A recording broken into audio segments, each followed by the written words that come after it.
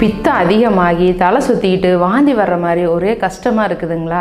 இதை சரிப்படுத்துறதுக்காக ஜூன் 1ஆம் தேதி அன்றைக்கும் 4ஆம் தேதி அன்றைக்கும் ஒரு அக்குபஞ்சர் இலவச பயிற்சி வகுப்புன்னு சொல்லித்தரோம். இதில் கல்லீரல் பித்தப்பை சம்மந்தப்பட்ட நோய்களை சரிப்படுத்துறதுக்கு தெரிஞ்சுக்கலாம். கல்லீரலில் வர்ற ஃபேட்டி லிவர், அப்புறம் பார்த்திங்கன்னா ஒரு சிலருக்கு நரம்பெல்லாம் வீக்காக இருக்கும், கை காலெல்லாம் ஒரே குடைச்சலாக இருக்கும்.